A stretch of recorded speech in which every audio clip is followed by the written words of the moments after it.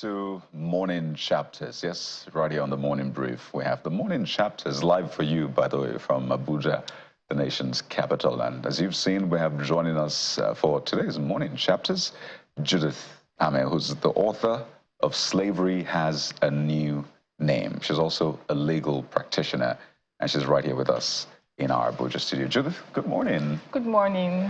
Thank you for having me. Thank you. I see here that you're also a beauty queen. Yes. So when you say the Olori speaking, is it like deep calls onto deep? Is it like kin spirit? Yes, it actually radiates positivity, beauty queen energy.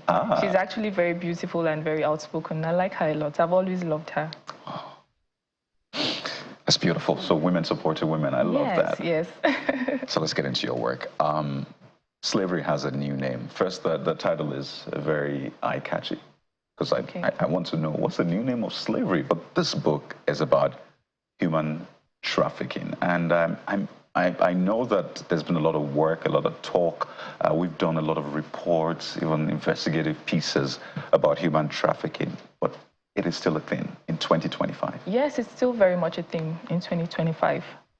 I'm not sure why, how come? Because there's been a lot of work done, and you think that 2025, a lot of people are much more aware, there's much more, connectivity, there's mobile phones and all of that. So why is it still prevalent today?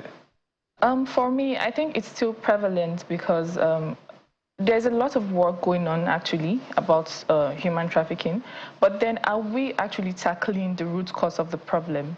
The root cause of the problem are issues like poverty, unemployment, underdevelopment. So are we tackling the root cause of the problem? That's where the question lies, and that's what we're not doing. That's what a lot of governments of the world are not doing. So to actually combat human trafficking, we have to deal with it from the root, which is these societal issues. And what I find interesting about the book is the fact that it's non-fiction, but you have real-life stories of people based on your experience. Yes.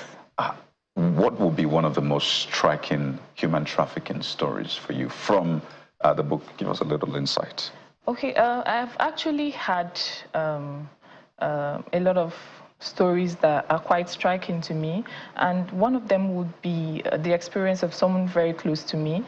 She actually was contacted by someone who wanted to marry her, and then he took her to Germany for them to start a life together.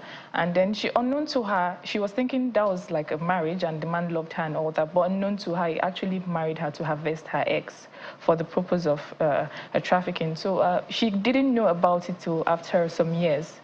She discovered that as time goes on, she will fall sick and she finds herself in the hospital.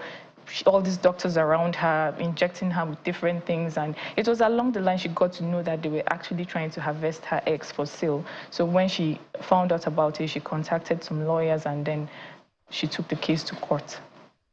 This was from Nigeria? Yes, a Nigerian woman. To Germany? Yes. Oh dear. So it's really multifaceted. When people hear human trafficking, they just think it's for maybe just for sex or for other things. But walk us through the different facets of human trafficking that you found.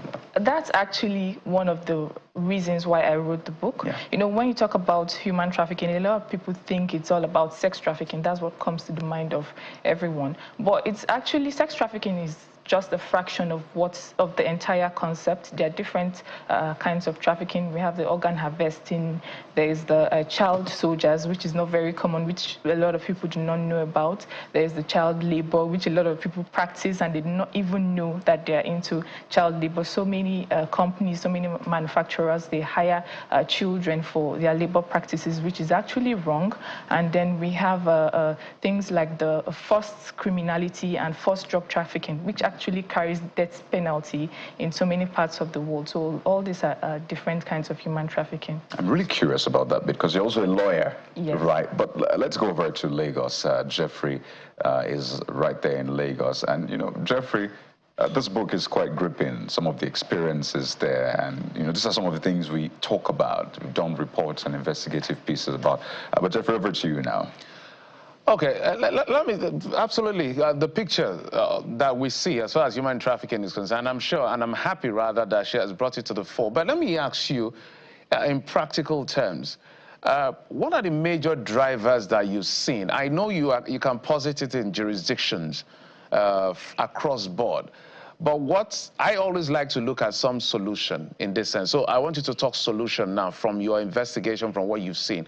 What are the major drivers, and what do you think has not been done that can be done to reverse the trend, at least in the short term? Okay, like I said earlier, we need to tackle the problem from the root cause, which will be to create more employment opportunities, to carry out activities that will tackle poverty. And then also we have the issue of having access to accurate statistical data. So if we could partner with foreign governments and international organizations to learn how to gain access to accurate statistical data so that we could have access to the actual number of victims we have on ground. That would be a plus, so that we will be able to provide adequate psychosocial support and rehabilitation support. Also, we need to bridge the gap between victims and institutions that provide solutions for victims, so that they would have easy access to seek redress in court when their rights are violated. Also, we need to take awareness to the remote areas. We need to teach people in the remote areas what human trafficking entails. You know, some of these traffickers, they are not people, they're not outsiders or foreigners. Some of them are our family members, some of them are family friends. So we need to actually let people know that human trafficking can happen within the family as well, and then we need to teach them the science, how to decipher who a trafficker is and how to evade the menace. So we need to educate people about just before I hand over back to Kayode, you talked about trafficking red zone in chapter 3, which is the 67th page. Maybe you enlighten us a bit about that trafficking red zone. Okay, when we talk about trafficking red zones, we are making reference to the places that human trafficking occurs the most around the globe. For Nigeria, we have Edo State, which is popularly known as the most endemic state for human trafficking in Nigeria. We also have other places like Benue. We have places like Cross River, Akwa Ibom, Lagos State. We have Anambra, which is and Imo as well, which is popular for baby factory and the likes. For Benue, Benue is endemic as a result of human trafficking, because Benue has one of the largest numbers of IDPs around the world. And then, you know, the state of being vulnerable is actually an attractive business for traffickers. Many people have had cases of traffickers getting into the IDP camps to recruit people for slavery to Libya and other parts of Europe. So, and other remote areas as well, you know. So these are some of the most endemic places for trafficking in Nigeria. Internationally, we have places like, of course, Libya, Germany, Italy. We have China, Vietnam, you know, other parts of Europe. And then we also have Dubai, Qatar, and other parts of Asia as well. I think this is something everybody should be aware of, especially because you might never know some of the things to watch out for. You assume that people know these things, but no, not everybody knows.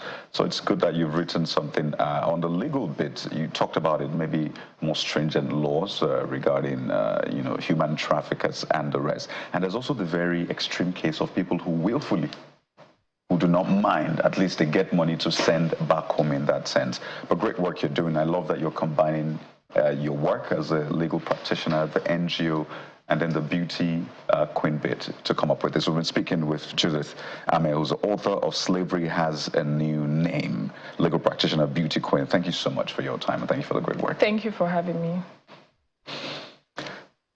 There you go. A very important talking point, and I really hope that those states mentioned are able to look inwards and do better for their citizens. But that's where we draw the curtains on the show this morning. What a day it has been, what a lineup. But guess what? We're back tomorrow with a fresher episode. I'm Kayode Okikelu from here in the nation's Absolutely. We're going to return to the nation's capital in a bit for Sunrise Daily, which is up at the top of the hour. But I want to thank you for your time and company. Our eyes, our ears are all over the country to watch what's happening and bring you up to speed. That's our responsibility, and we promise to keep it. I'm Jeffrey Uzongo. Bye-bye.